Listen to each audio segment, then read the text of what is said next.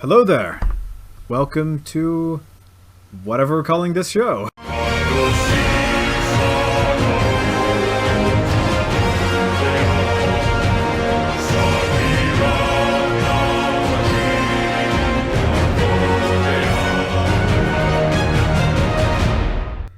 Hello there, dear viewers. Welcome back to SiDEQUEST.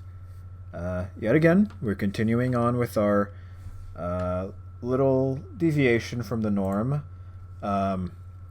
This time, we are joined by two other guests of ours involved in that little secretive project we mentioned last time or the time before last, I don't recall.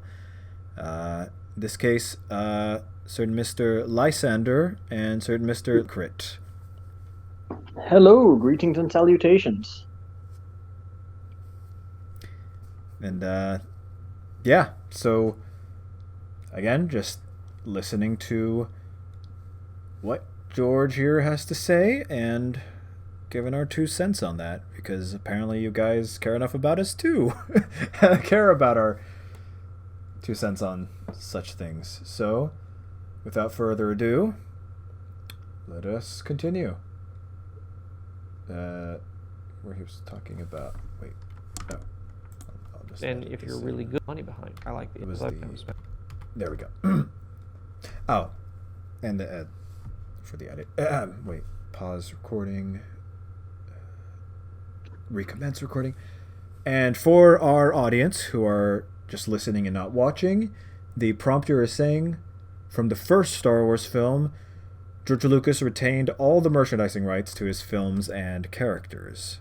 So let's see his thoughts on that. When you're a beginning filmmaker, you're desperate to survive.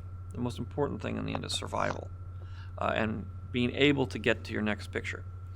I ended up in a funny situation where I had written a screenplay, but the screenplay was so big that I couldn't possibly make it into a movie. So I went down and I said, okay, well, I'll get rid of the first 2/3 of it, the second 2 acts, and I'll just do the first act. I can make that into a movie. That's sort of big enough. But then I had all this other work that I'd done. I spent a whole year doing this, and I said, I'm not going to give this up. I will make all 3 movies.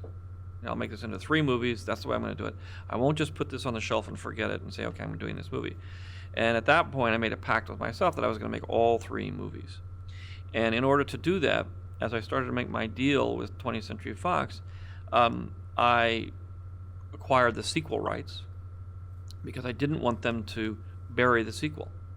I wanted to make these movies, and I was determined to make these movies, regardless of whether they wanted to or the movie made any money or not.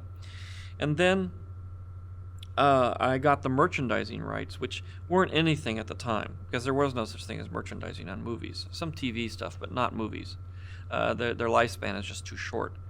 But I figured I could make posters, I could make T-shirts, and I could publicize the movie, and hopefully people would go see it. And because the studio, everything is sort of a struggle again to survive, which is the studio won't put enough money into your movie to get it into the theaters, to do the advertising. So I will say, well, I don't have any money, but I can maybe make a T-shirt deal, and I can maybe make a poster deal, and I can maybe get these out at science fiction conventions and things before the movie comes out and promote the movie. So I did it as sort of self-preservation.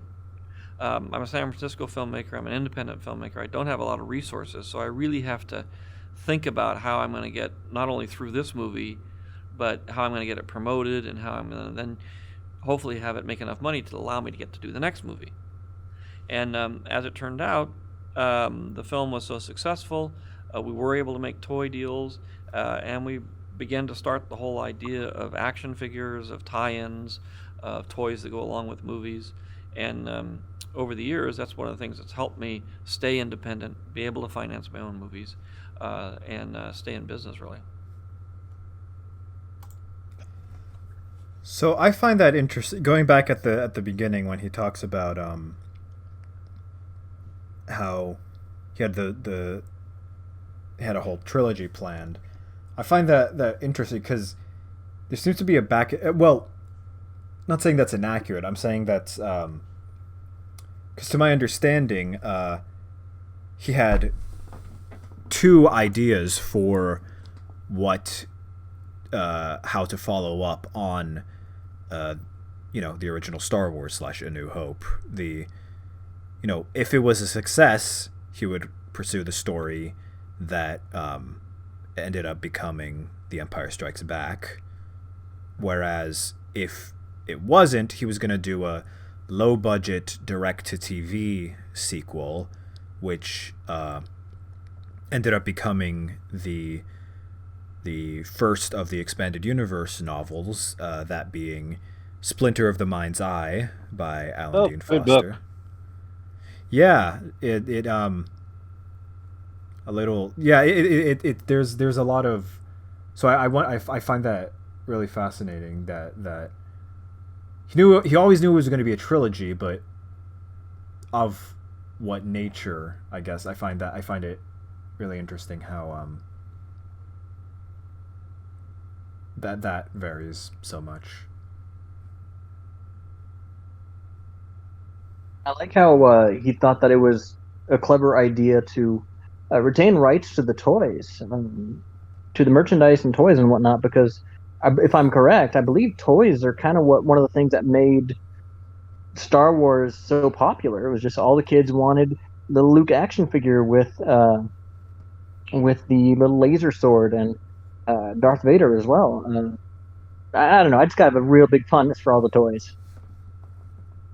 Yeah, I get it. It's very the term wasn't invented at the time, but toyetic, that so many so much of it could be turned into an action figure / toy. It ended up becoming, I guess, the very first media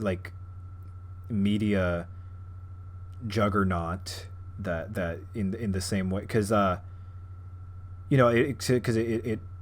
there's nothing been quite like it even since, but in terms of even because to my understanding, like before the 80s,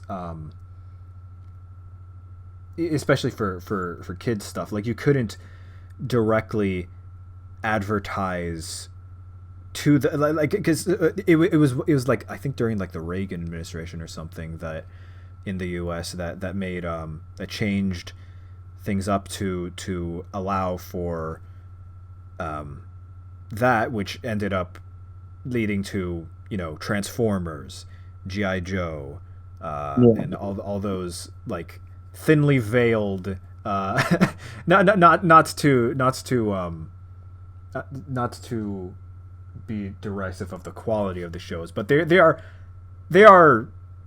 toy commercials turned into full stories. The marketing was targeted, and they just found a way to do it. Right. And Star Wars, I feel, was the impetus for that change that allowed for that whole new generation of merchandising, I suppose.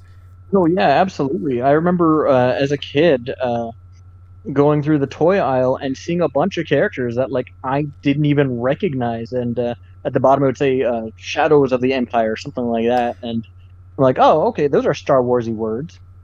And once they decided to make the expanded universe, I was saying earlier a little bit about Dash Rendar and the Outrider. I had no idea who the hell they were, but that off camera you were talking about. Yes. Oh yeah. Beg pardon. But yeah, all I knew is that that one ship that like does that splitting thing, kind of 2400.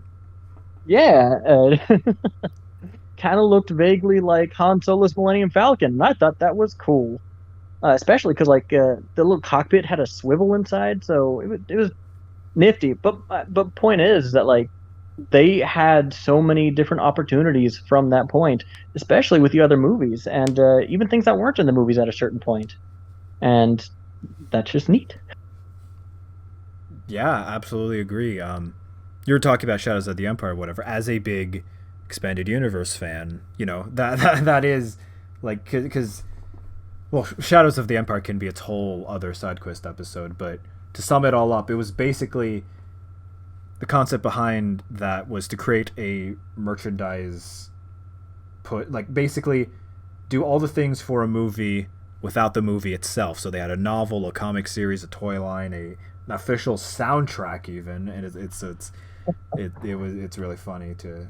It was the first multimedia project, I believe, followed by the Clone Wars, followed by there was Clone Wars and then the Clone Wars. Not to be confused, they're two.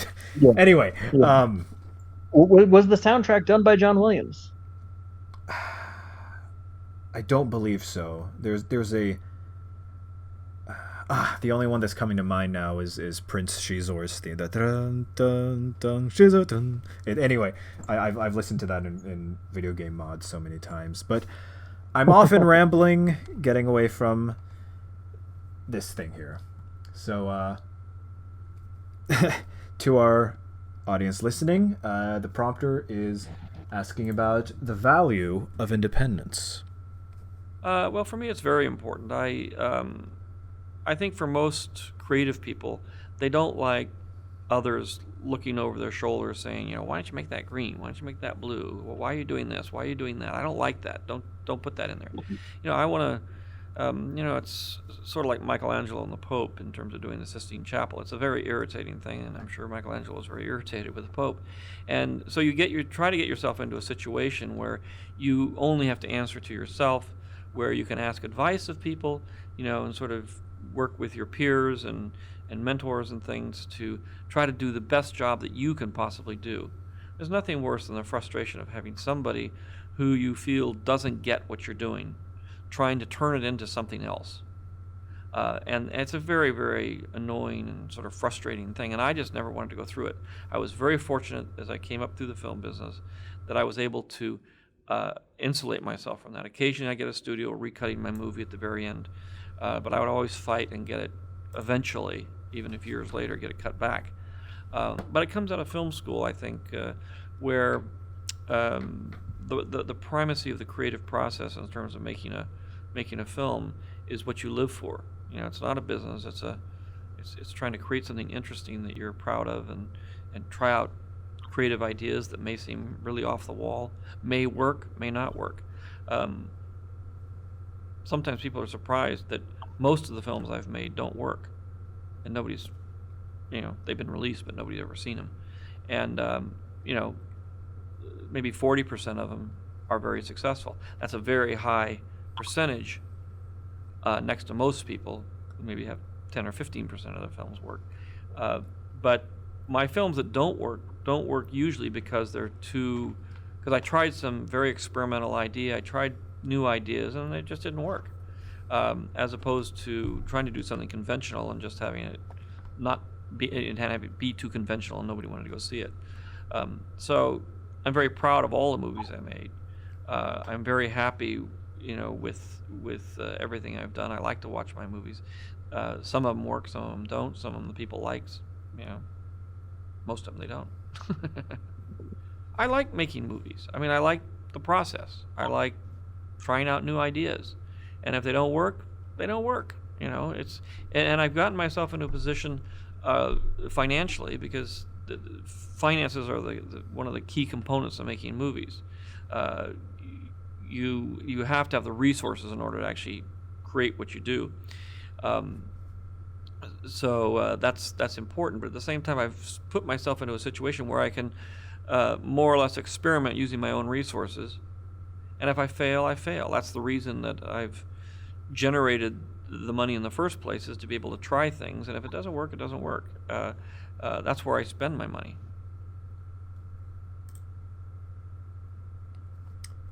Anyone have thoughts on that? Yeah. As he was talking about creative opportunities and whatnot, I was trying really hard not to make a joke about Willow.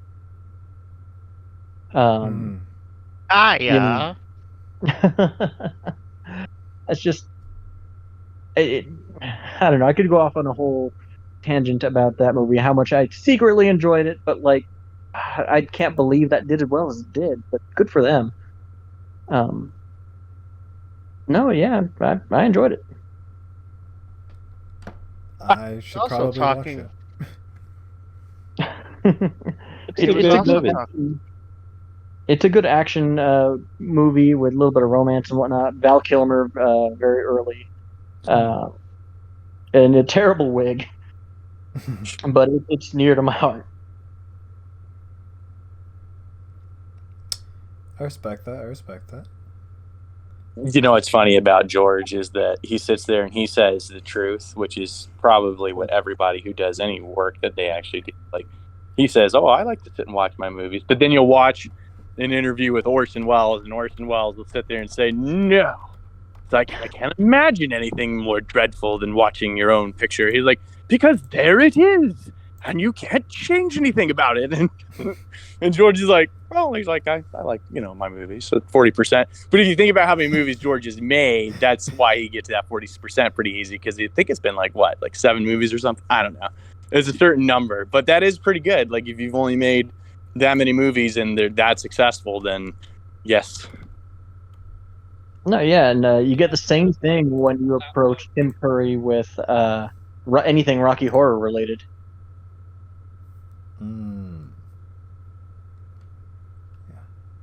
Yeah, There's a fun movie. movie. That honesty. Does anybody know why George Lucas just looks consistently disappointed? Like, I can't get over that. I really can't. I'm trying so hard. Is that vibe? It's because he sees his death every day. That's why. Because I think he gets better when you watch him in interviews when he's older. There's a difference in his eyes. His eyes are more. It's like watching a little kid as opposed to watching a man. But he's still just as smart. He's saying all the same stuff and, just as witty, but there's something different about his eyes. Those are an eyes of a sad man who's just been worn out by the industry, lost his family, basically had to restart his family, all this kind of stuff, and give up on his... Well, that's not till later, but either way... This was early 90s. I think he was also going through a divorce. He's tired. He was very tired. Tiredness. That's it. Yeah, that makes sense. But anyway, to non-watching audience, Prompter is asking about The Next Frontier. No, the final one. That's with Gene Roddenberry. For the industry and everything, I think crossing into the digital age is the big move here, and I think it'll be the biggest thing that's happened while I've been making movies. I mean, I equate it to the invention of color or sound. And okay, pausing already. This is Academy. Yeah, it says class of 1989. He knew already what he was going to do with Attack of the Clones. Because that was the first completely, like, to my understanding, complete digital, like, live action film. I may be mistaking some other technical aspect, but I find it so interesting because he's always pioneering this stuff. Always. I don't see any other major with. Oh yeah. Technical process coming along and changing that. I think there's going to be some social changes that take place due to the internet, due to the kind of availability of the tools to more and more people. I think you're going to find a lot of people recutting movies and changing them, moving them around, making them into their own movies. All kinds of strange things that are hard to contemplate at this point. And there'll be delivery systems that are way, way different. But in terms of the process of the primary process of making a movie, once we get through this digital revolution, I think it should stay pretty much like that for at least the next 20 or 30 years. It's hard to tell, but I think the biggest issue is going to be how the movies get into the marketplace and then what happens to them once they're there. Because I don't think it's going to be a sit-down, hands-off situation anymore. I think it's going to be people sort of reinventing the movies once they're out there. How this works for the artist, I don't know. And what it does to the marketplace, I don't know. But we're living very exciting times, and I look forward to seeing how this whole thing evolves. So one of the first things that comes to mind for me is the remastered edition that they released sometime in the 90s with like CGI dewback lizards and a a sing and dance number in Jabba's palace. Like that seems like a fever dream. And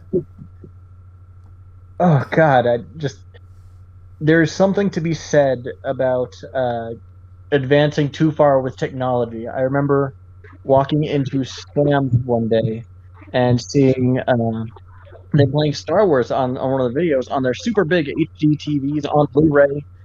And I'm sitting there thinking, wow, I can see the lateness. This has gone way too far. Yeah, there's I'm pretty sure most everyone knows of the varying editions controversies of the original trilogy. I just watched the despecialized editions, as they call them. Keep all the technical advancements, return all the keep it Pre-hidden efficiency. all the classic stuff. I think it's by some guy named, his username is Harmy or something, I think. But yeah. So, to watchers, it's asking about dealing with success. I wish I had to deal with that. Success is a very difficult thing. It's much more difficult than one might think. And when I first had a successful movie, which was American Graffiti... Can we pause? Can we pause it really? Huh? What's up? I love that you said that. You were like, well, I wish I could deal with that. And the first words out of his mouth are, success is a really difficult thing. And it's... Oh, That's I'm comedy. sitting here That's laughing comedy. for the same thing. That's comedy. It was huge, but it wasn't so huge in terms of monetary things, and it came so slowly that I was able to assimilate it a little bit. Star Wars was much more difficult, and I had a lot of friends who had become very successful, and they said, "Boy, watch out, boy! When that one hits, you're really going to be thrown for a loop." I said, "Oh no, I went through American Graffiti. I can handle this. I know, you know." But when Star Wars finally, you know, the reality of it hit, and all of the attendant things that go on around it hit, psychologically, it's a very, very difficult thing to cope with, and you really need time after an event like that in your life, especially if it comes very fast, to assimilate what it is that's happened to you, and how everybody relates to you, and how your life is, and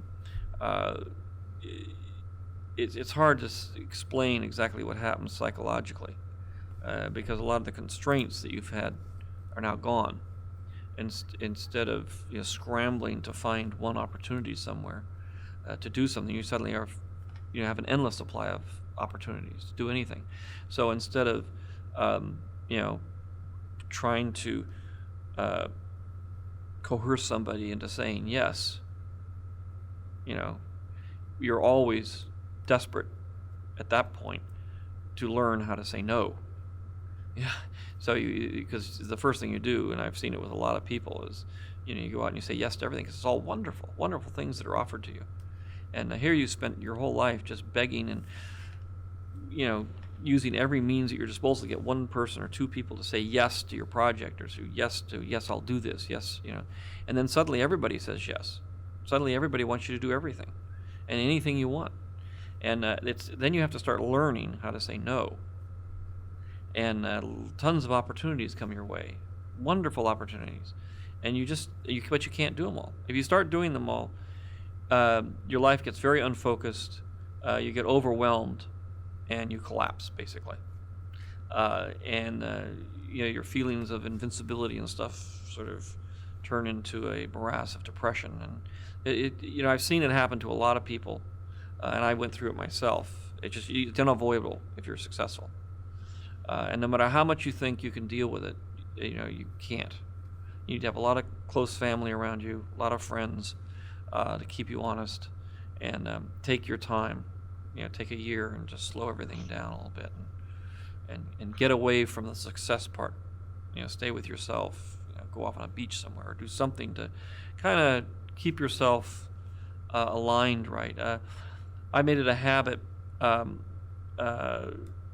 I still keep, when a movie comes out, I always go off on a beach, so I miss all the craziness that goes on, all the, the hoopla and the hype and the success and how much it's making, or whether it's doing good or whether it's doing bad. I just miss it all. I just go off on a beach. I don't talk to anybody, and a couple weeks later, I come back and it's all over with. And so I heard the results, but I didn't have to live through them.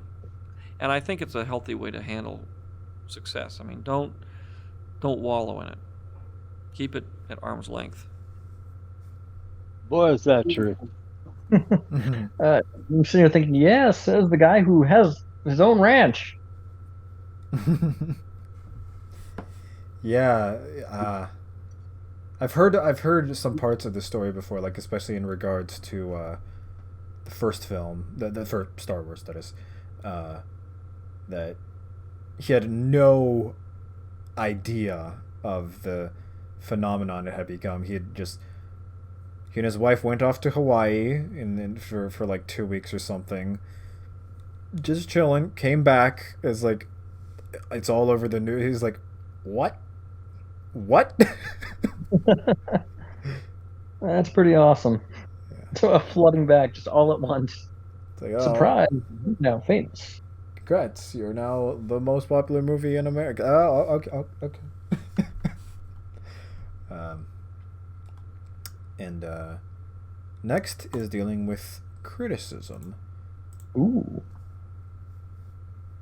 What I've done over the years, and when I started out like everybody else, I sort of read the critics, and after a while, and you read not only the criticism of your movies, but everyone else's movies. But and as you start to make movies, you obviously meet the critics, and over time, I began to realize that the level of criticism, at least in cinema, in the last part of this century in the United States, was pretty low. It was, you sort of begin to realize that the institution itself is not what it's supposed to be. And I realized that I didn't need to take that seriously. There are a few critics overseas, and occasionally a critic will come along or an article will be written that is a very astute analysis of the movie. And there's value in that. There's value in reading material or listening to critics that have actually something intelligent to say. But we live in a world now of sound bites and literary commerce in terms of the journalistic community, selling newspapers, selling books. And they do that simply by trashing things. They don't criticize them or they don't analyze them. They simply trash them for the sake of a headline or something that they can use to shock people, to get them to buy whatever it is they're selling. And you have to learn not to take that seriously. And the older you get, the less serious you take it. And I've gotten to a point now where I ignore it completely. It just is not relevant to me anymore. So I think you have to have a thick enough skin to cope with the criticism. I'm very self-critical, and I have a lot of friends that I trust and who are film directors and writers and people in my profession. I trust them to be extremely critical, but I trust their opinion, and their opinion is thoughtful, knowledgeable, and I also know them personally, so I know the psychological slant they're putting on it. I know what their tastes are, and I can say, well, that's great for them, but that's not great for me, because most criticism, when it comes to movies, there's technical criticism, which is extremely helpful, but you're only going to really get that from your peers. I've discovered that most critics themselves are cinematically illiterate. They don't really know much about movies. They don't know the history. They don't know the technology. They don't know anything. So for them to try to analyze it, they're lost. But your friends usually know what they're doing, and they can critique the technical side of things to say this doesn't work.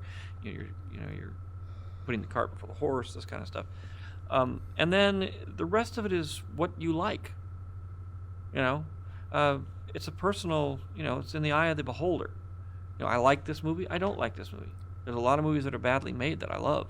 There's a lot of movies that are just beautifully made, but I don't like them. And critics have a tendency that's all they focus on, which is I like it, I don't like it. It's good, it's bad. And it doesn't work that way. And so you really have to not deal with that part of what happens. It's the same thing with the audience. I've made some movies that have 10 people have gone and seen. Nobody wanted to go see the movie, and some films that the people that went and saw them didn't like it.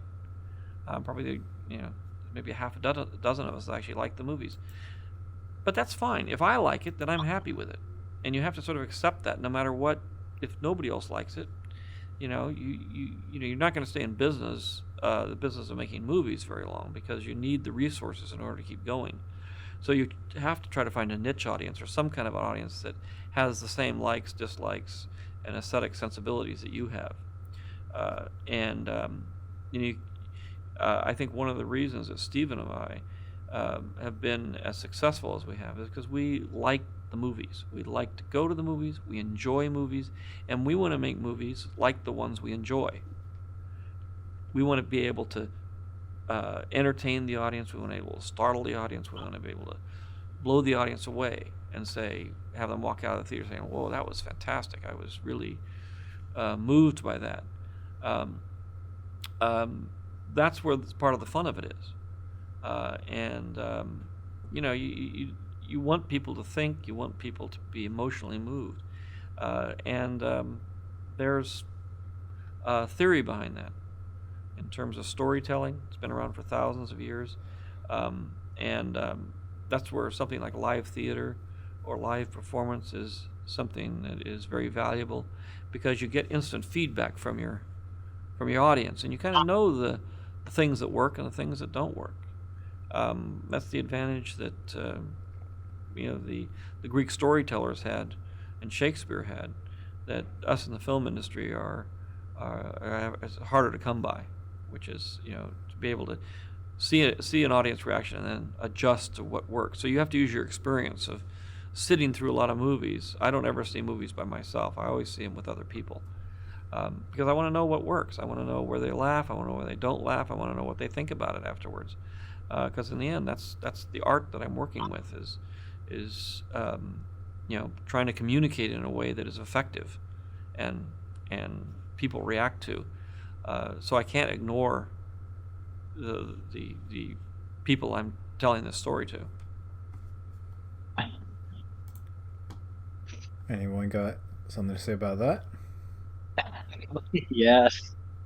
I was thinking just the final few statements he was saying about learning about things that do and don't work. I'm glad it might have taken a while, but it happened to have been in the age of the internet. But he finally learned certain things that don't work, such as Jar Jar Binks. Who's his favorite character? So is he now? that's what they say. I hope that's true to some degree, and I hope that is. On the other hand, I hope that is not true, because so many people on the internet just. Oh, the internet and Jar Jar. All this. Yeah, critics. There's something to be said about all those things there. Yes. Not that the criticism wasn't warranted, but I also feel bad for Ahmed Best. His actor. He ended up becoming almost suicidal about it, but luckily it seems since then he's had a good. He's happy with Star Wars again. He's shown up in recently in The Mandalorian. Not as Jar Jar. But yeah, spoilers. But yeah, no, it's always like that. But all right, I think we have time for one last of these segments, and the prompter's asking about new technology. People look at technology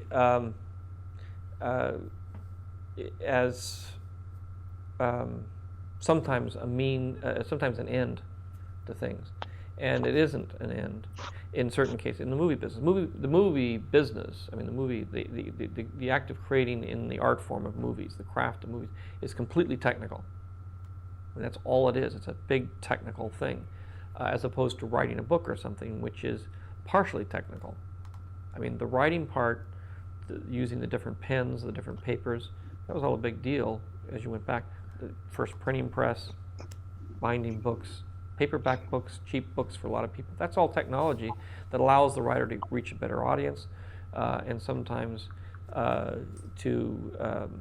in the case of painters as opposed to writers, express themselves more clearly. A lot of painters, Michelangelo, a lot of painters in the past were very adept at mixing colors and coming up with new colors so they could express things in new ways. The technology of brushes and all those things were very important to how they applied their craft. Same thing in movies, only it's 100-fold. The first movies, they just put up a camera and had a train come into a train station, and everybody was amazed. And that was sort of all technology. Just look at the technology. But as it grew into more of an art form and much more sophisticated than that. And what we've been doing ever since then, whether we add sound or whether we add color or whether we use digital technology, is simply a way of broadening the canvas so that we have more colors to work with. As it started out, it was cave paintings, and they're very, very beautiful and very significant. But as you get along, the technology of using canvas or sculpting in different kinds of material, suddenly it all advances to a point where it gets very sophisticated, and you can tell much more interesting stories, and you can express yourself more clearly. And that's what's happening today, and that's why all artists are constantly pushing the technology of their medium to be able to widen the range that they can use their imagination. I say the area that has the most range at this point is probably literature, and always has, because it's the key to the mind, and it's very direct. So as you and there, it just depends on paper and how you manage to use your words. But theater, Shakespeare, most of Shakespeare is written around the technology of the day. And things are staged in a certain way and written in a certain way in order to deal with the limitations of the stage, of the flickering candlelight, and of the rowdy audiences, and how do you get people off the stage and get new people on the stage if you don't have a curtain, and those kinds of things. So in a lot of ways, the artist is restricted a great deal by the technology of the medium that he's working in. And in film, because the nature of it is so technological, the artist has been the most restricted in what he can do. And digital technology and the new kinds of things we're working with today that we're pushing forward allows you to tell a bigger story and use more imagination than you were able to do in the past. Okay, well, going back to I believe the conversation we had in the first episode of this, sorry to like Center and Crit, but we talked a lot about how in some cases limitation actually it does end up being a boon to art. What was the quote I used? Necessity is the mother of invention. So yeah.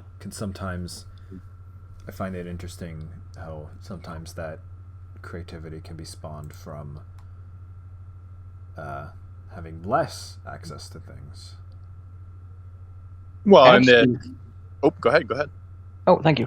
Absolutely. And the way he used practical effects in a lot of the things he did, for instance, putting the mirror under the speeder, or Yes. using the models to actually literally to blow them up rather than using a painted set, which he also used. That's just really freaking cool. That gives you something that you just can't emulate with CGI these days, I feel like. And I believe he even briefly in one of the other conversations he spoke about Steven. I think it was Steven for Steven Spielberg. Yeah. Even the T-Rex there still holds up really well. Oh. Yeah, and it's been 30 years since Jurassic Park came out, and just practical effects you can't replicate even with CGI. Which is funny though, because we look at that and we're so blown away that oh my gosh, that's just a puppet or something. But in reality, they were always wanting to do the digital stuff. He'll sit there and talk about it. He's like, the only reason I did this is because there was no other way. So when we sit there and we're like, well, it holds up 30 years later. Yeah, that's pretty much a testimony. Like to people's like they wanted to make it so believable that you could make a puppet look believable. That's, I don't know. I love art. Absolutely. I love practical effects. Well said. Yeah, no, there is Well, something to be said about the tangibility. well, as we come to an end, remember, with great creativity comes great AI. Depending on your budget, yeah. Very well said. I still think it's soulless. I can't.